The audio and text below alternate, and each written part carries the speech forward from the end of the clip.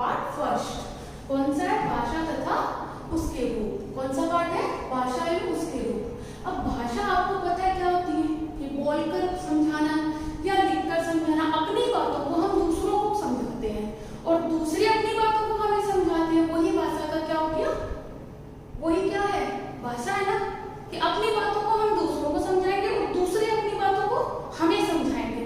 वही भाषा होती है। अब भाषा का अर्थ बोलना होता है। अब हम सुबह से शाम सारे दिन बोलते ही रहते हैं, कुछ ना कुछ कुछ ना कुछ कुछ ना कुछ। क्यों बोलते हैं? क्योंकि हम अपनी बातों को दूसरों तक पहुंचाते हैं और जब दूसरे बोलते हैं तो वो अपनी बातों को हमारे तक पहुंचाना चाहते हैं। इसके लिए हम भाषा को यूज करते रहते हैं, सारे दिन बोलते रहते हैं। लिखने का काम कम है लेकिन बोलने का काम। अब हम गार्डन में भी जाते हैं तो आओ बच्चों खेलें, तो वो समझ गए कि क्या बोल रहे हो, खेलने के लिए बोल रहे हो। फिर वो बोलेंगे आ जाओ अपन खेलते हैं, तो आप समझ गए कि वो बोल रहा है आ जाओ खेलते हैं। तो वो भाषा का वही चीज भाषा कहलाती है। क्या कहलाती है? वही भाषा कहलाती है। अब अपन को क्या पढ़ना है? भाषा तथा उसके रूप के बारे में पढ़ना है कि भाषा जो है उसके कौन कौन से रूप है उनके बारे में। भाषा आपको पता है, आपने नेक्स्ट क्लास में पढ़ा है ये चैप्टर और मैंने भी आपको रिवाइज करा दिया कि अपनी बातों को दूसरों तक पहुंचाना और दूसरों की बातों को अपने तक पहुंचाना, वही क्या होता है? भाषा कहलाता है। कि हम जो बोल रहे हैं वो अगला समझ जाए और जो अगला बोल रहा है वो हम समझ जाते हैं। कि मैं आपको समझा रही हूँ और आप उस चीज को समझ के मुझे आंसर दे रहे हो, वही क्या है? भाषा कहलाती है। आया समझ में? अब भाषा के रूप कौन कौन से होते हैं? अब भाषा की पहले परिभाषा देते हैं कि बोलकर, सुनकर, क्या करना है कि हम बोलकर, सुनकर, फिर लिखकर या और पढ़कर क्या करना है? पढ़कर। क्या करना है अपन को कि बोलकर, सुनकर, लिखकर, पढ़कर अपनी बात किसी भी रूप के द्वारा हम अपनी बात क्या करना है अपन को? अपनी बात को दूसरों तक पहुंचाएंगे। पहुंचाना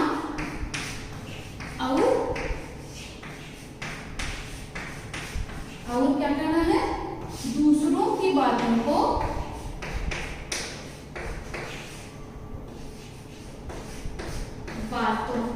समझना। तो समझना क्या कहलाता है? समझना ही क्या कहलाता है? भाषा। क्या कहलाता है? भाषा कहलाता है।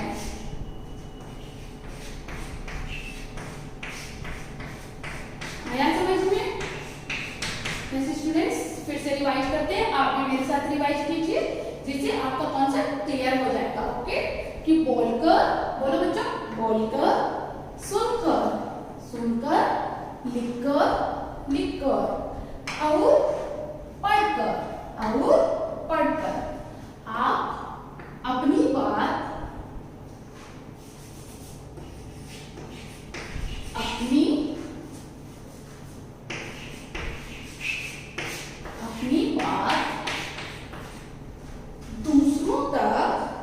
अपनी बात दूसरों तक पहुंचाना और दूसरों की बातों को समझना। कि दूसरों की बातों को हमें समझना भाषा कहलाता है। क्या कहलाता है? भाषा कहलाता है। अब अपना आया भाषा के रूप। भाषा के कितने रूप होते हैं? मोस्टली आपको पता है भाषा के दो ही रूप होते हैं। कौन कौन से होते हैं? एक रूप होता है लिखित और एक रूप होता है मौखिक। मौखिक के अंदर ऐसे अपन सारे चारों रूप कर सकते हैं, लेकिन जब हम भाषा को वैसे देखते हैं तो दो रूप मेन होते हैं कि एक लिखकर समझाना और एक बोलकर। उससे सारी चीज क्लियर हो जाती है। तो भाषा का लिखित रूप जो है उसमें हम क्या करते हैं? हर चीज को लिखकर समझाते हैं। जैसे मैंने यहाँ पर क्या किया? मैंने लिखकर आपको समझाया।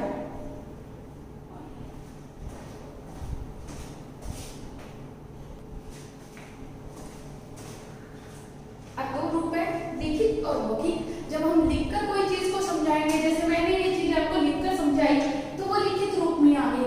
अब मैं आपको इस भाषा को ही बोलकर बताती हूँ कि भाषा बोलकर, सुनकर, लिखकर, समझकर दूसरों की भाषा को हम समझते हैं या अपने विचार दूसरों को समझाते हैं, वो मौखिक। तो मैंने आपको बोलकर बताया, वो मौखिक भाषा हो गई, और जब मैंने लिखकर समझाया तो वो लिखित भाषा हो गई। अब भाषा के रूप, भाषा के रूप, ओके।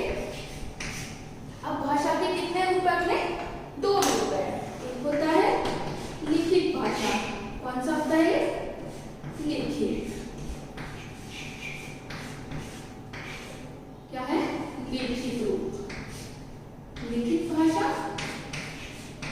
और सेकंड रूप आ गया इसका मौखिक। कौन सा आया? मौखिक भाषा। क्या आया? मौखिक भाषा। अब बोलकर मैं आपको समझा रही हूँ तो क्या हो गया इसका?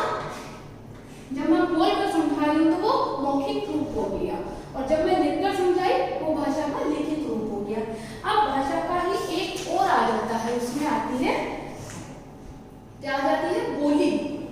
वो रूप नहीं है लेकिन एक बोली होती है। बोली क्या होती है? जैसे हमने बोला, अब अलग अलग प्रांत में, अलग अलग राज्य में अलग अलग बोली बोली जाती है।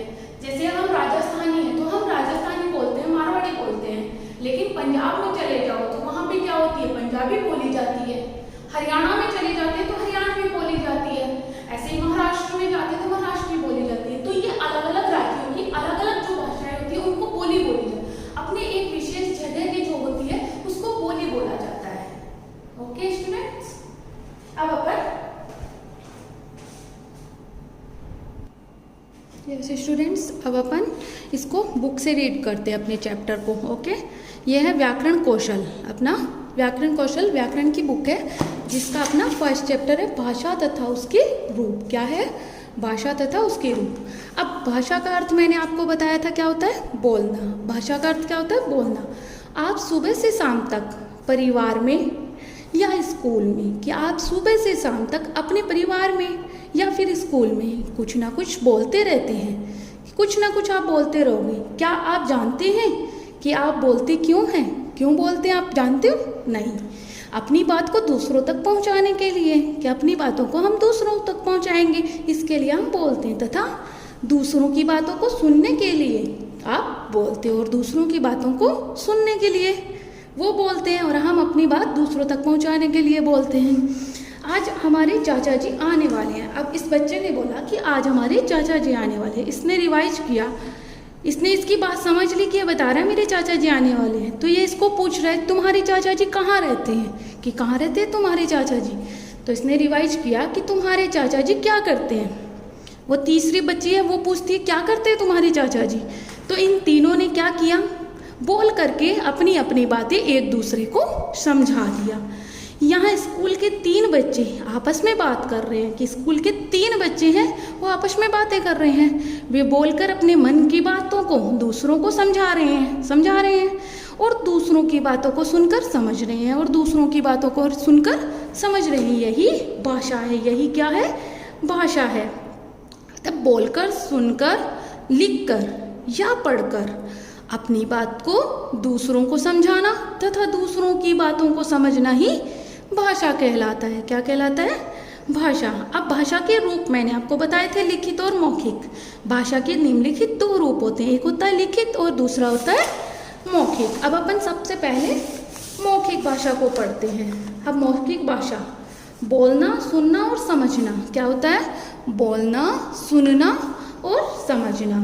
चीनू टेलीफोन पर बोलकर अपनी बात अपने नाना जी को समझा रहा है, कि चीनू क्या कर रहा है? बोल करके अपनी बात अपने नाना जी को समझा रहा है।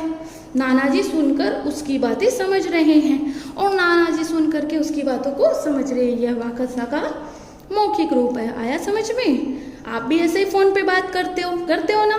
तो आप भी जिससे बात करते हो उसको फोन पे बोल के ही तो अपनी बात समझाते हो, और वो सामने वाला भी आपकी बातों को समझ के वापस रिवाइज कर। जैसे आपके पापा कहीं बाहर रहते हैं और आप उनसे बात कर रहे हो, तो आप उनको फोन पर बोल के ही तो बताओगे कि पापा ये बात है, और पापा फिर आपकी बातों को समझेंगे कि हाँ ठीक है, मैं चॉकलेट ले आऊँगा आते टाइम आपसे आपके लिए। तो पापा समझे तो वो वापस रिवाइज कर रहे हैं ना आपके लिए कि मैं आने के टाइम ले आऊँगा, तो वो भाषा का मौखिक। अब एक बार इसकी परिभाषा देखो।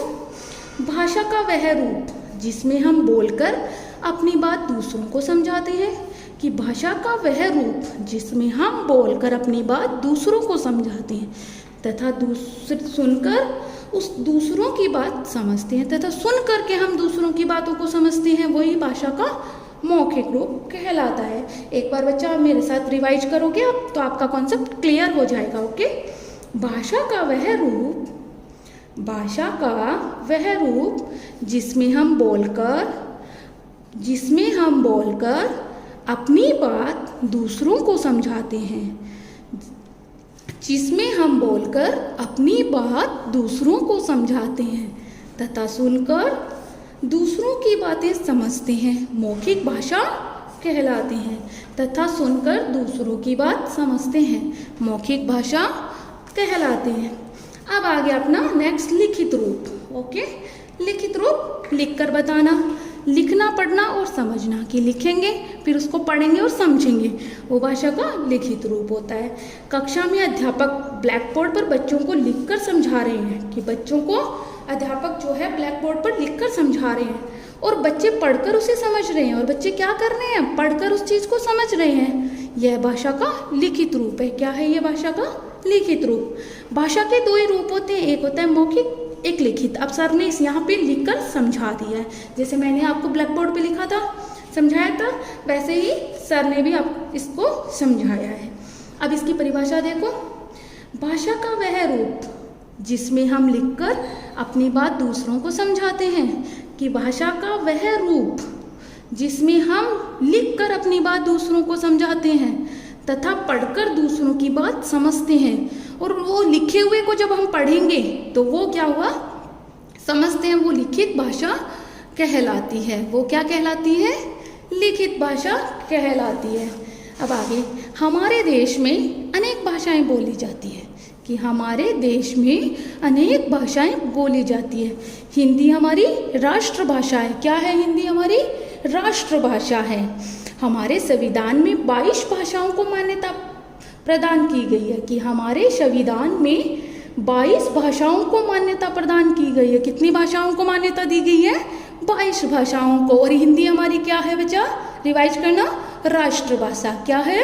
राष्ट्रभाषा, जिसमें हिंदी के अतिरिक्त अंग्रेजी, तमिल, तेलुगु, कन्नड़, उर्दू, मलयालम आदि भाषाएं हैं। जिसमें हिंदी के अतिरिक्त, हिंदी के अलावा और कौन कौन सी है? अंग्रेजी है, तमिल है, तेलुगु है, कन्नड़ है, उर्दू है, मलयालम है आदि भाषाएं बोली जाती हैं। अब अपने संविधान के अंदर इसको राजभाषा कब घोषित किया गया?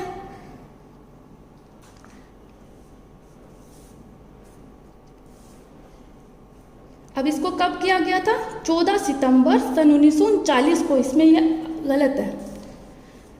अपने संविधान में 14 सितंबर सन 1939 को संविधान सभा में हिंदी भाषा को राजभाषा घोषित किया गया। For more updates, search on YouTube RP Dular Shikshan Sansthan. Please subscribe the channel and press bell icon.